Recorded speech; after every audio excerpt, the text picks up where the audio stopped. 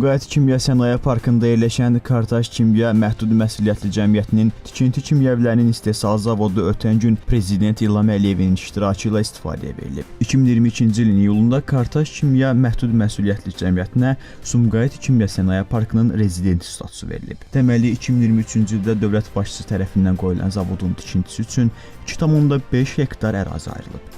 Müəssisə Türkiyənin qabaqcıl texnologiyaları ilə təmin olunub. Ümumi illik istehsal həcmi isə 295 min tondur. Qeyd eləyək ki, xammal məhsulları isə elə ölkəmizə məxsusdur.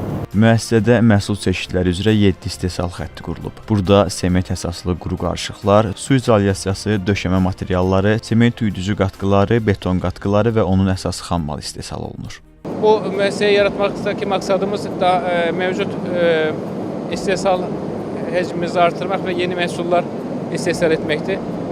Umumi olarak 25 milyon manatlık bir yatırım yapıldı. Bunun 6 milyon manatı Sahipkarlığın İnkişaf Fondu tarafından güzeşli kreditle desteklendi. Şirkette 250'ye yakın işçi olacak. İstehsal edeceğimiz məhsullar hem Azərbaycan pazarı için hem de komşu ülkelere ihraç için nəzərdə tutulur. Müəssisədə apardığımız müşahidələrə əsasən hazırlanan materiallar bazara çıxarılmadan əvvəl xüsusi yoxlamalardan keçir.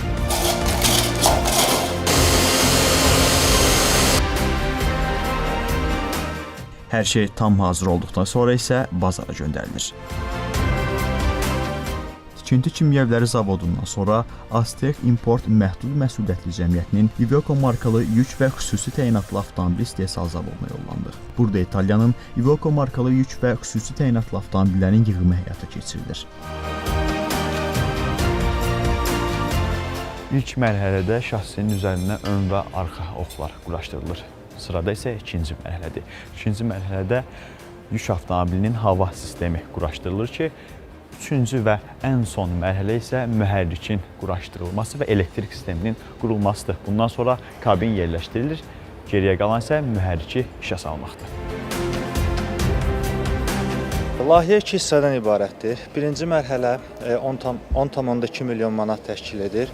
Birinci mərhələdə 100 ədəd xüsusi yük nəqliyyat vasitələrinin istehsalı nəzərdə tutulub. İkinci mərhələ isə 300 ədəd kuzov istehsalı planlanıb. Birinci mərhələ artıq tamamilə yekunlaşıb. Birinci mərhələdə detallar, ehtiyat hissələri xırda formada gəlir və burada toplanır, şasi formasına salınır. İkinci mərhələdə isə kuzov istehsalıdır və bu sıfırdan tam olunana qədər bütün istehsal prosesi burada baş verəcək. Hazırda zavodda 96 nəfər işlə təmin edilib. Hər iki mərhələ üzrə müəssisədə 150 yeni iş yerinin yaradılması planlaşdırılır. İnvestorlara tam infrastrukturla təmin olunmuş torpaq sahələri təqdim olunur və burada yaradılmış istehsal müəssisələri fəaliyyətə başladığı zaman onlar qeydiyyat dövründən 10 il müddətinə bir sıra vergilərdən, mənfəət vergisindən, torpaq vergisindən, əmlak vergisindən azad olunurlar.